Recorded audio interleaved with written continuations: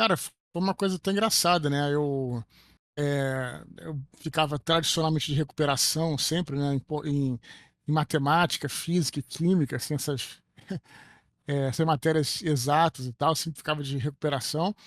E no meu colégio, a recuperação, você só ia no horário das aulas, né, você não ficava preso no colégio, como era tradicionalmente você fica preso no colégio lá, entra 7 horas, sei lá, sai 2 horas, nem sei como é que era, tal. Enfim, eh, você ficava preso no colégio. Na época da recuperação, não. Você só assistia às aulas naquele tempo em que as aulas seriam dadas, né. E aí, cara, tinha um amigo meu que morava perto do colégio, e aí chamou a galera: "Pô, vamos, conhecer um jogo novo, que é o Dungeons and Dragons e tal". A gente não conhecia muito bem, uma certa resistência, né. Talvez até com uma preguiça de entender, porque eu até hoje tenho uma preguiça de entender regra, né. E aí, quando eu vi aquele livro, eu falei: "Pô, que preguiça de entender essas regras todas e tal". Mas aí fizeram um personagem pra mim, um bárbaro lá, e aí foi um jogo muito simples, né, um jogo de uma arena de gladiadores em que personagens se enfrentavam, né.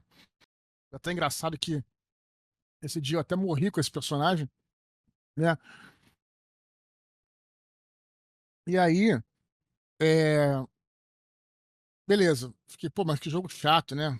Enfim, só que naquele mesmo dia eu fui pra casa caminhando e e eu não estava entendendo muito bem ainda o que que era RPG. Aí quando eu fui pra casa andando, eu comecei a entender, porque eu fui reconstruindo aquelas imagens na minha cabeça, né. Que o mestre estava narrando, né, que eu estava falando o que que eu ia fazer e tal. Claro que a primeira vez não dá para entender muito bem. E aí, já na ida para casa, eu fiquei imaginando aquilo e falei: "Poxa, isso aqui é muito legal, bacana", né, porque aí eu fui imaginando o que que eu poderia ter feito. Claro, é a primeira vez, você não sabe muito bem o que fazer, né. Então o que que eu poderia ter feito diferente, o que que eu, né, quais são as possibilidades, né. Num segundo jogo, inclusive, que eu joguei, eu me lembro que a gente chegou numa cidade abandonada. E aí, eh, a gente começou a entrar nas casas e começou a vasculhar os armários e tudo, e aí o mestre falava, né: "Olha, aqui tem uma faca, aqui tem um livro e tal". Eu falei: "Cara, não é possível, cara, que todas as casas tenham onde é que você tá lendo isso, né?". Aquela coisa do cara que tá começando a jogar não entende, né.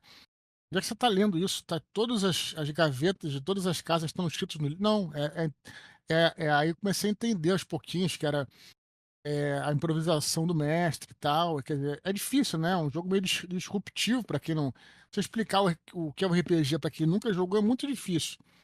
Porque hoje em dia a gente tem acesso, né, a streams e tudo mais, que o cara observa e entende o que que é. E aí eu comecei a entender, falei: "Pô, cara, tem todas essas possibilidades, um negócio interessante, o jogo mexe com a imaginação". Então, tem muito a ver com a literatura, né, porque a literatura também é imaginação. Então a primeira vez foi meio catastrófica, mas logo depois eu me adaptei aí e comecei a gostar de jogar.